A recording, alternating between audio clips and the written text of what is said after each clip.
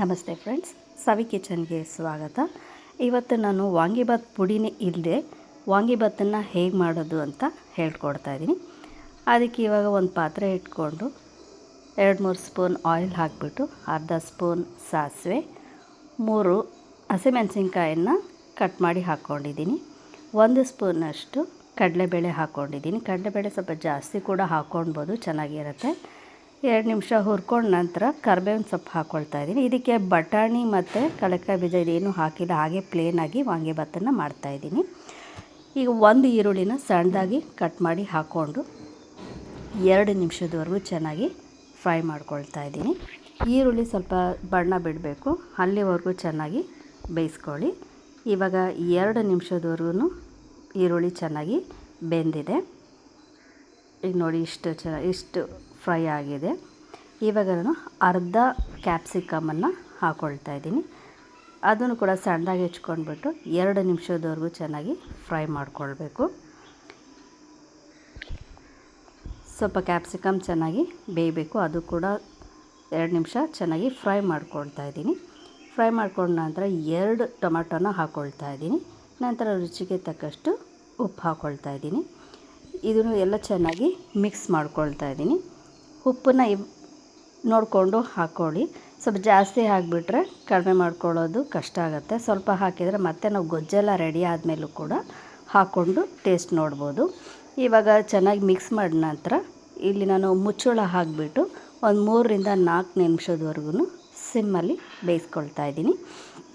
ನಂತರ ಈಗ ಪುಡಿ, ನಾವು ವಾಂಗಿಬಾತು ಪುಡಿಗೆ ಇಲ್ಲದೇ ಇರೋದ್ರಿಂದ ಹೇಗೆ ಮಾಡಬೇಕು ಅಂತ ಅಂದರೆ 1 ಸ್ಪೂನ್ ಧನಿಯಾ ಪುಡಿ, 1 spoon garam masala, 1 spoon chilli powder, ಅರಿಶಿನ 1/4 ಸ್ಪೂನ್ ಹಾಕ್ಕೊಂಡ್ಬಿಟ್ಟು ಜೀರಿಗೆ ಪುಡಿ 1 ಸ್ಪೂನು ಇಷ್ಟು ಹಾಕ್ಕೊಂಡು ಚೆನ್ನಾಗಿ ಮಿಕ್ಸ್ ಮಾಡ್ಕೊಳ್ತಾ ಇದ್ದೀನಿ.